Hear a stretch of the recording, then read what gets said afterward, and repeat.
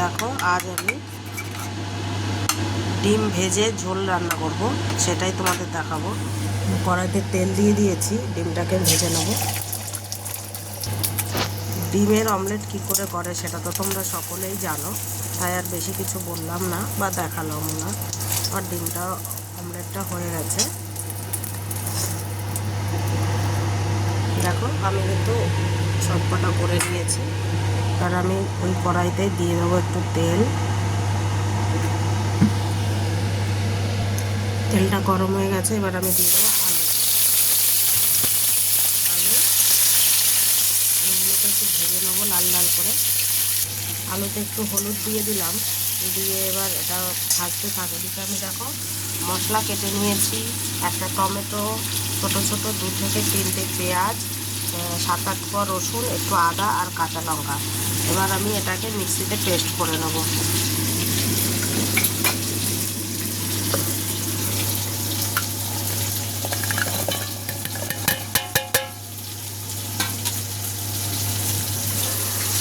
সামান্য একটু জল দিয়ে এবার এটাকে পেস্ট করে নেব। আলুগুলো লাল লাল করে ভাজা হয়ে গেছে, এবার আমি আলুগুলোকে নামিয়ে নেব।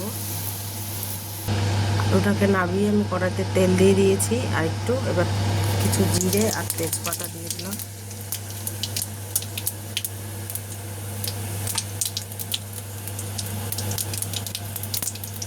এবার আমি এতে দিয়ে দেবো মশলাটা, যে মশলাটা পেস্ট করে রেখেছি।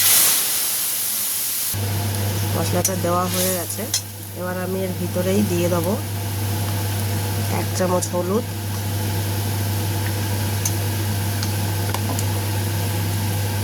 1 চামচ জিরের গুঁড়ো আর একটু বেশি, আর স্বাদ অনুসারে লবণ। লবণটা তোমরা তোমাদের আন্দাজ মতো দিয়ে নেবে। দিয়ে এটাকে এবার মিক্সড করে নেব।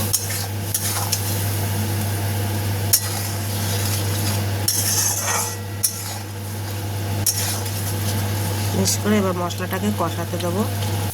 দেখো মশলাটা কিন্তু কষানো হয়ে গেছে। আর এতে আমি একটু জল আর আলু দিয়ে দিলাম। এবার এটাকে একটু কষতে দেবো এরকমভাবে, মশলার সাথে আলুটাকে একটু কষিয়ে নেব। দেখো বন্ধুরা, মশলাটা কিন্তু আলুর সাথে একদম মিশে গেছে, একদম পুরো কষানো হয়ে গেছে।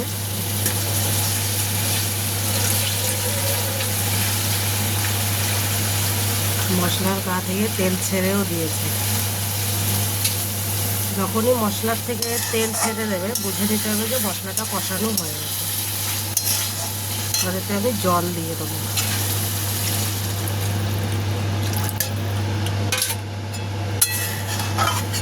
জলটা তোমরা তোমাদের পরিমাণ মতো দেবে, যে আন্দাজে খাবে সেই আন্দাজে।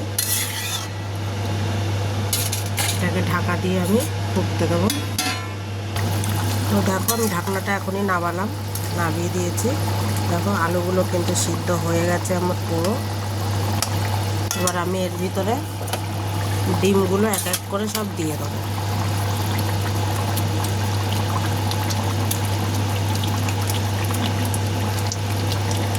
গোটা ডিম সিদ্ধ করে ঝোল করলে তো সেটা একটা টেস্ট লাগে, কিন্তু ডিমের অমলেট দিয়ে ঝোল করলে কিন্তু বেশি টেস্ট লাগে। এটাই বেশি পছন্দ করে আমাদের বাড়ির সবাই, তাই আমি ডিম ভেজেই ঝোল করলাম। দেখো এবার এতে একটা মেন মশলা দিতে বাকি আছে, সেটা কি বলো তো? সেটা হচ্ছে গরম মশলা। একটু ফুটলেই গরম মশলাটা দিয়ে নামিয়ে।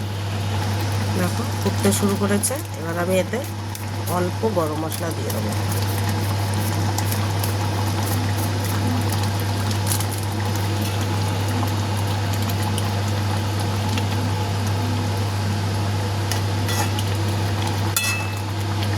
ব্যাস কমপ্লিট আমার তরকারিটা। তোমরাও বাড়িতে এইভাবে রান্না করো, আর রান্না করে সবাইকে খাইয়ে তবে আমাকে কমেন্টে জানিও। আর যদি রেসিপিটা ভালো লাগে তবে লাইক কমেন্ট শেয়ার করতে ভুলো না, আর সাবস্ক্রাইব করতে তো একদমই ভুলবে না। তো বাই বন্ধুরা, তোমরা সবাই ভালো থাকো, সুস্থ থাকো, আর ভালো ভালো রান্না করে খেতে থাকো।